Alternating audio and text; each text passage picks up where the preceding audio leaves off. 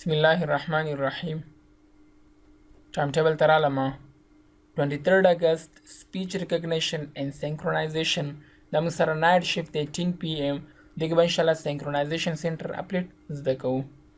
زه رالم کنټرول پینل ته. تیر درس کې مو speech recognition زده کو. SRS premium sound اپلیټ دا به تاسو سره نه وي ځکه چې ما ډرایور انسټال کړی دی. د په ترو من تاسو کولی شئ چې د خپل سیسټم ساوند مو متوازن کړئ، ساوند مو برابر کړئ. سینک سنټر ته زه راځم. سینک وایي همغږۍ ته. سینکرونایزیشن سنټر د همغږۍ مرکز. سینکرونایزیشن سنټر کې تاسو کولی شئ چې د نیټورک سرور څخه چې کوم معلومات شیر کړي دي بل کمپیوټر شیر کړي دي هغه دلته آفلاین وګورئ. د دې دپاره شیډول برابر کړئ. شیډول به تاته هر ټایم چې کوم ټایم ته ورته انتخاب کړی دی د هغه ټایم مطابق به تاسو ته معلومات سینکرونایز کوي. بیا ته کولی شئ چې آفلاین یې هم وګورئ. معلومات چې کله بل سرور شیر کو ته به راشي رن ته دې ځای کې به ډبل بیک سلش ورته ولیکي او دلته به دغه سرور آی پی اډرس ورته ولیکي. آی پی اډرس به ته څنګه معلومې ته به سی ایم ډي ته راشي. هلته سی ایم ډي ته چې رالي آی پی کنفیګ به ورته ولیکي. چې کله د آی پی کنفیګ ولیکي انټر به پریس کړي. انټر دې چې کله پریس کړه نو تاسو ته به دغه سرور آی پی اډرس درکړي. کله چې دغه سرور آی پی اډرس یې تا ته درکړو نو ته به راشي رن ته. رن کې به بیک سلش واچې ډبل بیک سلش دې ځای کې به ورته هغه آی پي اډرس ولیکي نو تا ته به هغه شیر فولډر چې کوم فولډر یې کوم فایلونه هغه شیر کړي دي هغه به تاسو ته معلومات وشي. هلته به تاسو ته راشي. ته به هغه باندې رایټ کلیک وکړي. الویز اویلیبل آفلاین به ورته والي. آفلاین یې هم ته کتلی شي. او همدارنګه سینکرونایزیشن سنټر دا د وینډوز 7 څخه مخکې په وینډوز ویسټا کې راغلی دی. وینډوز ویسټا کې دا فرست ټایم راغی. وینډوز 7 وینډوز 8 وینډوز 10 ټولو کې دا موږ سره موجود دی. سینکرونایزیشن سنټر باندې زه کلیک کوم.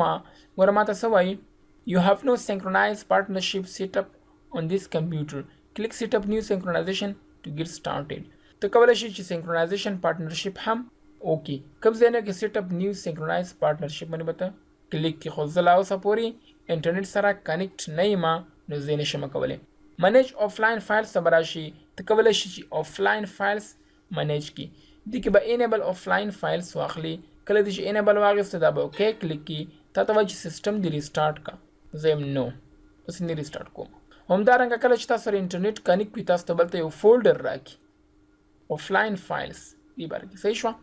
ته به ورباندې رایټ کلیک وکړي او ویو آفلاین فایلز باندې به کلیک وکړي. زه راځم سینکرونایز سنټر ته. سینکرونایز سنټر مثال دا د بریف کیس دی. صحیح شوه. نیو ته چې کله راشم بریف کیس باندې زه کلیک وکړم نو دغه کې به چې کله موږ معلومات سینکرونایز کوو لکه زه دې من ډبل کلیک کوم ماته څه وایي سینکرونایز فایلز بټوین ټو کمپیوټرز. دوه کمپیوټرونو ترمنځ دلته معلومات سینکرونایز کولی شي. صحیح شوه.